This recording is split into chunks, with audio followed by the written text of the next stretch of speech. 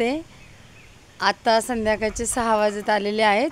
तर आता मी तुम्हाला मंदिराचा एक व्हिडिओ दाखवणार आहे। त्याचबरोबर आपण तिथे जर कोण लोक असेल तर त्यांची थोडीशी मुलाखत घेणार आहे। म्हणजे तेवढीच थोडीशी भांबड्याबद्दल थोडीशी काही माहिती मिळते का आपण जाणून घेण्याचा प्रयत्न करणार आहे। बघा हा परिसर। तर आता मी कुठे थांबली आहे? गणपतवाडी श्री नवसाला पावणारा महागणपती भांबर्डे येथे मी थांबलेले आहे। आता इथून आपण पुढे जाऊयात। तर आता श्री नवसाला पावणारा महागणपती भांबर्डे हे इथे लिहिले सौजन्य सौ संगीता जयराम गणपत दिघे। आमच्या इथे या गणपतवाडीमध्ये एक जयराम मामा आहेत। त्यांनी त्यांच्या वडिलांच्या स्मरणार्थ ही कमान बांधलेली आहे। तर आपण या कमानीमधून गणपतवाडीत जातोय। म्हणजे तुम्हाला गणपतीचं मंदिर त्याच्याबद्दल माहिती, आजूबाजूला कोण लोक असतील तर त्यांची आपण माहिती घेऊयात।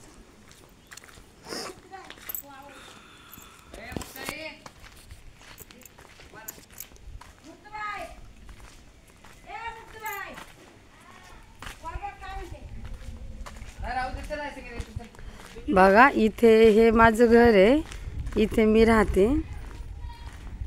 हे माझं घर आहे। इथे मी आपली भाड्याने राहते। आईचं गाव तिकडे लांब आहे। असे इथं एक घर आहे। चला तर आपण इथून खाली जाऊयात मंदिरापर्यंत। तर इथे हा मंदिराचा परिसर आहे। हा मंदिराचा परिसर आहे। आपण मंदिराकडे जाते। आता आजूबाजूनी लोक फिरतात आहे। बघा हा मंदिराच्या पुढे एक स्टेज बांधलेला आहे। हे मंदिर आहे। तर हा मंदिराचा परिसर बघा, अगदी शांत वातावरण। हा स्टेज रातभर लाईटी चालू असतात। प्रथमतः मी हा स्टेज बघा, हा पूर्ण मंदिराचा आवरे। ज्यावेळेस मंदिराचा उत्सव असतो त्यावेळेस इथे मोठे मोठे कार्यक्रम आयोजित केले जातात। कीर्तन म्हणा, भारुड म्हणा, तमाशे म्हणा, काही जे गावकऱ्यांना वाटेल त्या पद्धतीमध्ये। ह्या मंदिरापासूनचा हा व्ह्यू मंदिराच्या, म्हणजे मंदिरमध्ये आणि हा आजूबाजूचा परिसर हे पहा। ते भैरवनाथाचे मंदिर, एक दिवशी आपण तिथेही जाऊया।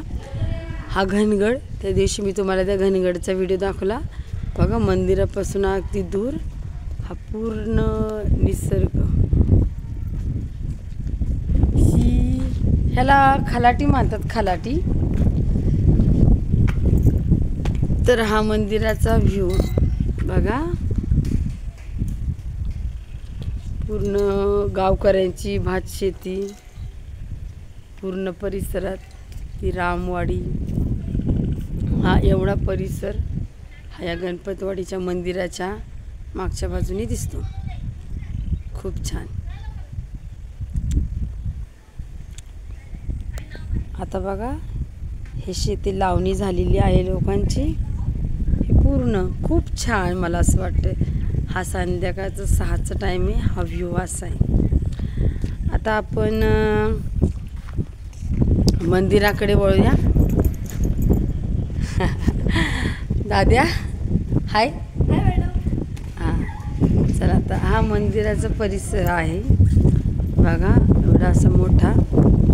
आता आपण मंदिरात जाणार आहोत। हा पण मंदिराचा दरवाजा आहे, पण आज सध्या पावसामुळे बंद केलेला आहे। नवसाला पावणारा महागणपती, येथे कोणताही नवस केलेला पूर्ण होतो। बघा मंदिराची घंटा कोणीतरी वाजवली आहे। आपण प्रथमतः मंदिराचे दर्शन घेऊया। इथं एक आजी बसलेल्या आहेत, त्यांची आपण माहिती नंतर घेऊया। प्रथमतः आपण मंदिरात जाऊया। बघा हे भव्य दिव्य असे मंदिर बघा, हा मंदिराचा परिसर।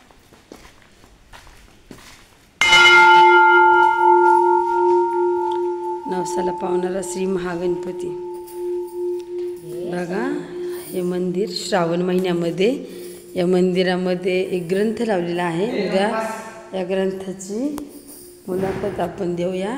इथे ग्रंथ कोण वाचतं हा बघा. हे तुम्हाला भव्य दिव्य असे गणपतीचे दर्शन झालेले आहे. ह्या गणपतवाडी ह्या गणपती खूप पुरातन काळापासूनचा गणपती. त्यावेळेस छोटं मंदिर होतं. आता भाविकांनी ते मंदिराचं स्थापना करून येऊन मंदिर मोठं केलेलं आहे. पण हा नवसाला पावणारा गणपती आहे. बघा हा मंदिराचा आवार. या मंदिरात आल्याच्या नंतर खूप शांत समाधान शांती मिळते. बघा खूप छान. हे महागणपतीचे दर्शन तुम्हाला मी घडवलेले आहे माझ्या व्हिडिओमध्ये. ही मुले या मंदिराच्या आवारात असेच आलेत. ग्रंथ संपल्या म्हणून ते थांबले. हे बघा हे असे झुंबर लावलेले आहे ठिकठिकाणी. हे बघा वरची इथे एक झुंबर आहे, इथे एक झुंबर आहे. कधीही मंदिराचा दरवाजा भाविकांसाठी उघडा राहतो आणि भाविक कधी दर्शनाला येतात. दर चतुर्थीला या मंदिरामध्ये प्रत्येक गावकऱ्यांना चतुर्थी वाटून दिलेली असते. त्यामुळे प्रत्येकजण मंदिरामध्ये येऊन सगळं हे करत असतात. म्हणजे नाही का आरती प्रसाद. मग त्यावेळेस मंदिरामध्ये हरिपाठ बोलला जातो, प्रसादाचा कार्यक्रम होतो आणि कधीतरी कुणाला वाटले तर सत्यनारायणची महापूजा देखील या मंदिरामध्ये घातली जाते. बघा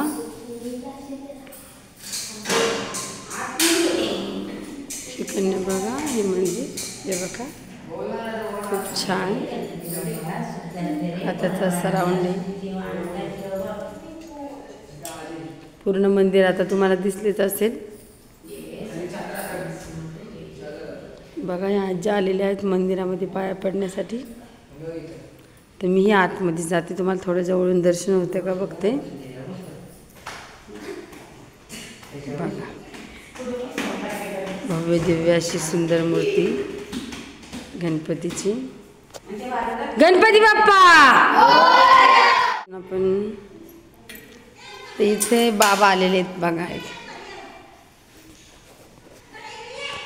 तर आपण या बाबांचे नाव विचारूया, यांची थोडी माहिती घेऊया. 6 वाजता. बाबा तुम्ही ग्रंथासाठी आले होते का? आता ग्रंथ झालेला आहे तर तुम्ही आपल्या इथे आता आलेत. तर आता आपण थोडं तुमच्याबद्दल थोडी माहिती जाणून घेण्याचा प्रयत्न करू. तर तुमचं नाव वगैरे सांगा. हा नाव बबन दिघे. बबन दिघे. तर हे भांबर्डे गाव आहे. याच्याबद्दल मी माहिती देते, लोकांपर्यंत पोहोचवण्याचा प्रयत्न करते. तर ह्या गावामध्ये तुम्ही काय करता? मी भारुडात होतो, म्हणजे होतो, श्रीपात्र होतो मला. बघा या बाबांनी असं सांगते, ज्यावेळेस जुना काळ होता त्यावेळेस गावात भारुडे चालायची आणि या भारुडामध्ये या बाबांचं पात्र श्रीचं पात्र करत होते ते त्यावेळेस फक्त गावातूनच. त्यांच्यासोबत किती मंडळींचा ग्रुप होता तुमचा? आमचा 25 मंडळींचा होता. या गावातलीच लोक? श्रीपात्र तुम्ही करायचे? श्रीपात्र करताना तुम्हाला खूप आनंद व्हायचा का? हो. तुमचं पूर्ण आयुष्य तुम्ही त्यातच घालवलं. बोला अजून काहीतरी तुम्हाला? भारुडातच घालवला औषधी. परपंच केला नाही, काय नाही. आवड म्हणजे तुम्हाला भारुडाची अत्यंत आवड होती. आता तुमचं वय किती झाले? माझं वय 60 असते. आता तुम्ही भारुडाचं काम बंद? आता बंद केलं. आता होत नाही, थकवा येऊ लागला. आता लोक पण बाहेरची भारुडं आणायला लागली. तुमचंही काम बंद झालं भारुडाचं. मग आता तुम्ही काय करता? आता घरीच असतो. थोडंसं जुना काळ सांगा ना आम्हाला. त्यावेळेस थोडेसे मागे जा तुम्ही आणि त्यावेळेस थोडीशी धिंगाणा मस्ती काही व्हायची भारुडामध्ये, त्यातली माहिती थोडीशी द्या. आता चिकार धिंगाणा व्हायचा, मस्ती व्हायची, सगळं व्हायचं. आता ते काय सांगायचं. झालं तर जेव्हा केलं तेव्हा झालं ते. मग ते जुनं लोकांपर्यंत आपण पोहोचवणार आहे. जुनं की जुना काळ भांबर्डे गावातला हो तो मग सांग. जुनात मला 40 वर्ष झालं मी नाचतोय भारुडात. काठीवर नाचलो, पराठीवर नाचलो, बाटलीवर नाचलो, सगळ्यावर नाचलो. तोंडाने पैसे उचललं समय घेऊन, हांड्यात टाकलं पायाने पैसे, सगळं केलं. जेवढं मला येत होतं तेवढं केलं, करून दाखवलं. आता नक्कीच तुम्ही थोडे तरुण असते तर नक्कीच तुमचं थोडासा मी व्हिडिओ टाकला असता, परंतु आता तुमच्या वयामानाने तुम्हाला काही होणार नाही, नाही का? हो. आणि जरी होत असेल तरी आपण नक्कीच या बाबांचा एक छोटासा व्हिडिओ बनवूया आणि तुमच्यापर्यंत सगळ्यापर्यंत मी पोहोचवण्याचा प्रयत्न करीन. पण आता तुम्हाला त्या भारुडातलं काही गवळण वगैरे काही पाठ आहे का? हो. मी एखादी गवळण आम्हाला म्हणून दाखवली तर लय बरं होईल. हरे कृष्णा थांबना येते माघारी, हरे कृष्णा थांबना येते माघारी, आले माघारी मी येते माघारी, आले माघारी मी येते माघारी, हरे कृष्णा थांबना येते माघारी. दही दूध लोणी साखर पाणी, दही दूध लोणी हे साखर पाणी, घुसळीता घुसळीता आला मला घामणा येते माघारी, घुसळीता आला मला घामणा येते माघारी.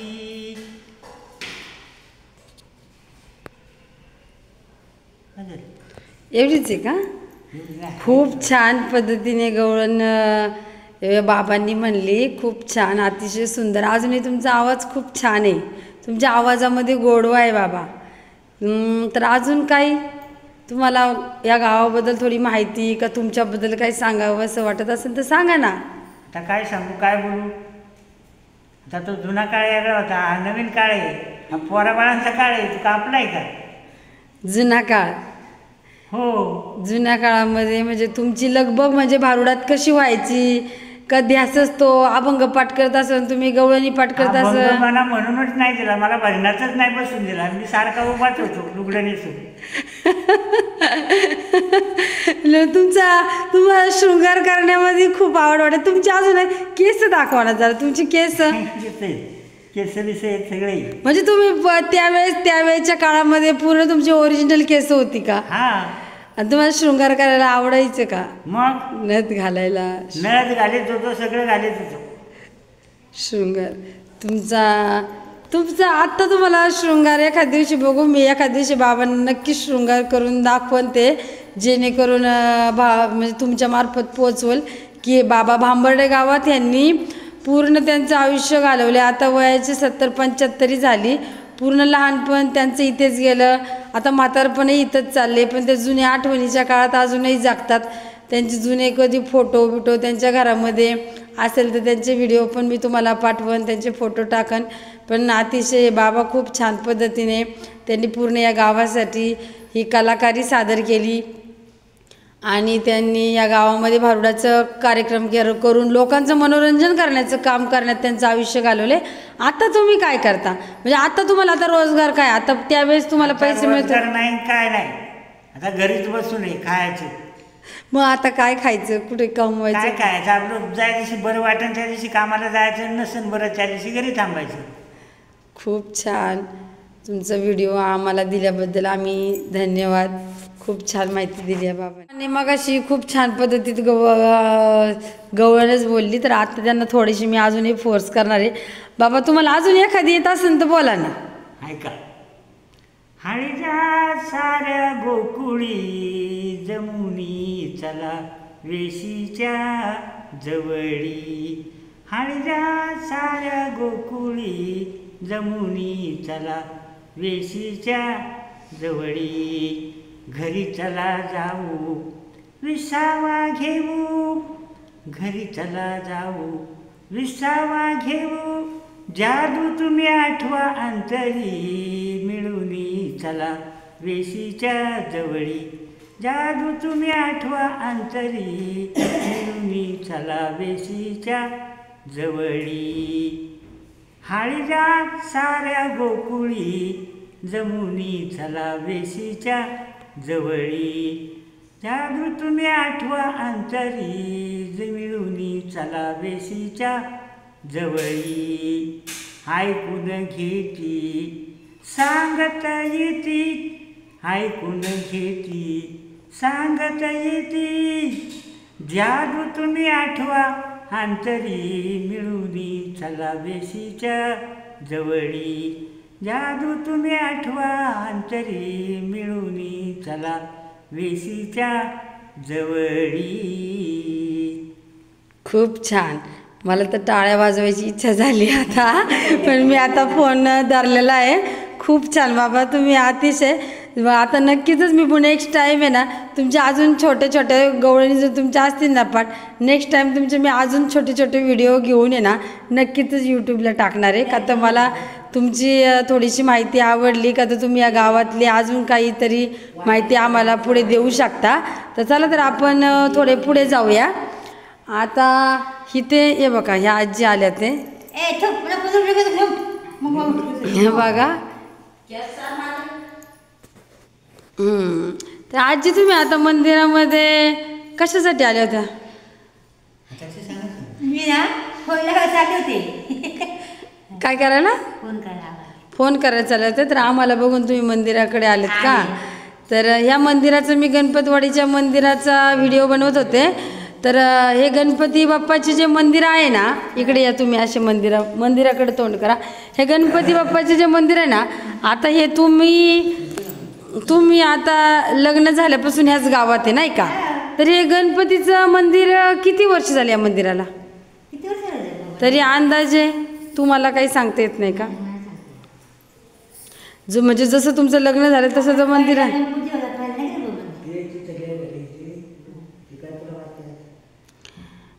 नाही तुम्हाला सांगता येत का?